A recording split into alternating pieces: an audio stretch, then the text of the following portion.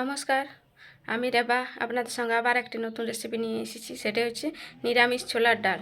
নিরামিষ ছোলার ডাল কীভাবে বানানো হয় আজ আপনাদের সঙ্গে সেটাই শেয়ার করব। ছোলার ডাল বানানোর জন্য আমি এখানে 100 গ্রাম ছোলা আমি আগে ভিজিয়ে রেখেছিলাম 2-3 ঘন্টা আগে। তো এবার এটাকে আমি সিদ্ধ করে নেব। এখানে কড়াইয়ে গরম জল হয়ে গেছে, এবারে এর মধ্যে ছোলার ডালগুলো দিয়ে দেবো। দিয়ে এটাকে চাপা দিয়ে আমি এখন কিছুক্ষণ সিদ্ধ করে নেব। এখানে ছোলার ডালটা ভালোভাবে সিদ্ধ হয়ে গেছে, এবার এটাকে আমি নামিয়ে নেব। কড়াইয়ের মধ্যে কিছুটা সরষের তেল, 3টে শুকনো লঙ্কা, ছিল গোটা জিরে,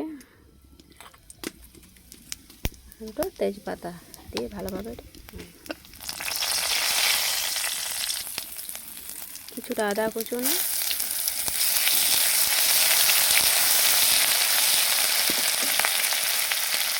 আর একটা ছোটো সাইজের টমেটো। এর মধ্যে এবার কিছুটা লবণ,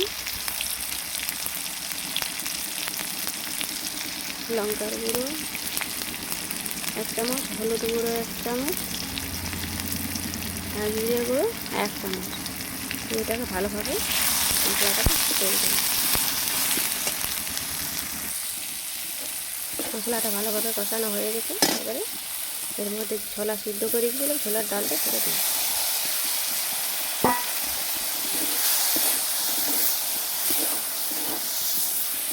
এটাকে ভালোভাবে মিশিয়ে নেবে। এবারে একটু সামান্য একটু জল,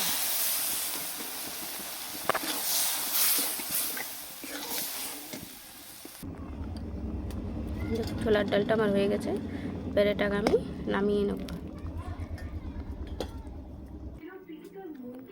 দেখুন তৈরি হয়ে গেল নিরামিষ ছোলার ডাল। তো এইভাবে নিরামিষ ছোলার ডাল বানিয়ে খাবেন, অবশ্যই ভালো লাগবে।